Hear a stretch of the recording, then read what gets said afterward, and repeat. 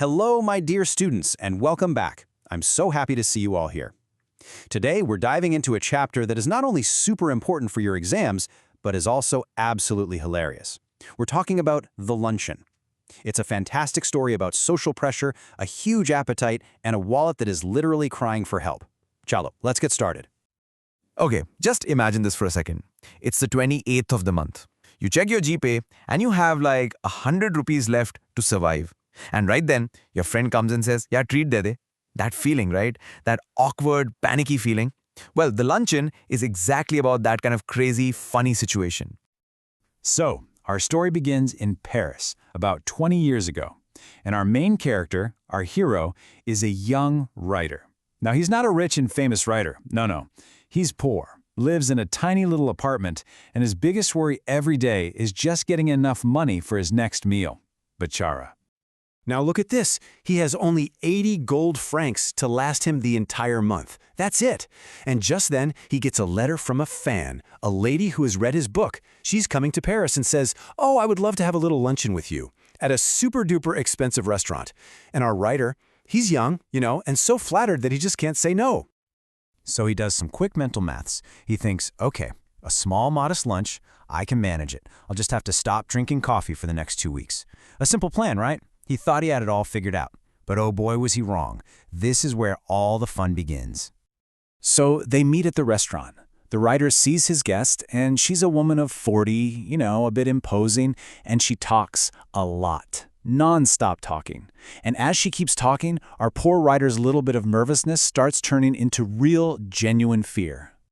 And then, while looking at the super expensive menu, she says the most famous line of the story. Look at it here. "I never eat more than one thing for luncheon." And look at her innocent face in the cartoon. She says it so seriously. This one line, Beta, remember this line. It's the key to the whole story's humor. So what is this one thing she wants to eat? Well, it turns out to be quite a list. First, she says, maybe a little salmon. Then, while waiting for the salad, "Oh, I wouldn't mind some caviar." Then she orders champagne. After that, some giant, super costly asparagus. And then, ice cream and coffee. And for the finishing touch, a peach. For someone who only eats one thing, that's a whole buffet. Our writer is in full panic mode by now.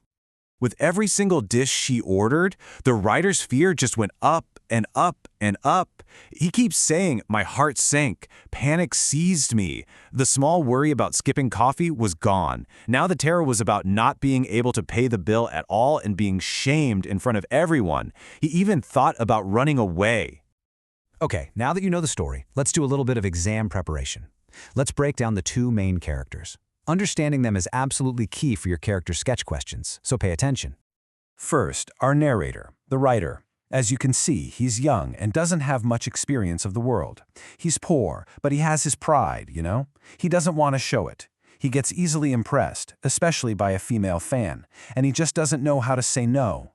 But the most important thing is, he's very witty and humorous, which is why the story is so funny to read. And then we have the lady guest. She's 40, talkative and a bit bossy. But her main quality, the one that drives the whole story, is that she is a hypocrite. A total hypocrite. She says one thing and does the complete opposite. She claims she eats very little but then orders a feast. And she has absolutely no sympathy for our poor writer's situation. Now, to really get the marks in your exam and enjoy this story, you need to understand one very important word: irony. Irony is simply the difference between what someone says and what they actually do. And this story, my dear students, is a masterclass in irony. This slide makes it so clear. Just look. On the left is what she says. On the right is what she does. She says, "I never eat more than one thing," but she eats 6 things. She says, "I don't overload my stomach," and then orders caviar and salmon. This gap between her words and her actions is what makes the whole story so funny. All right, exam mode on. Let's tackle a couple of very important questions that often come from this chapter. If you understand these, you'll be able to answer almost any question from the luncheon. Ready? Let's go. Okay, first question. You'll see this phrase again and again in the story, the author's heart sinking. So why did he feel this way? What was the reason for his growing terror as the lunch continued? Think about it. And here are the key points for your answer. It's simple, Bida. 1. He had a very, very limited budget, only 80 francs. 2. The lady kept ordering all the costliest things on the menu. 3. The bill was getting bigger and bigger, way more than he could afford. And 4. He was terrified of the shame of not being able to pay. Just write these 4 points and you'll get full marks. All right, next important question.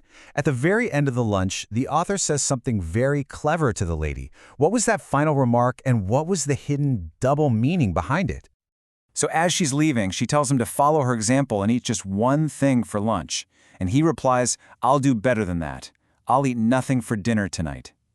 Now she thinks he's just cracking a joke, calling him a humorist. But the real irony, the secret joke, is that it wasn't a joke at all. He literally had 0 money left.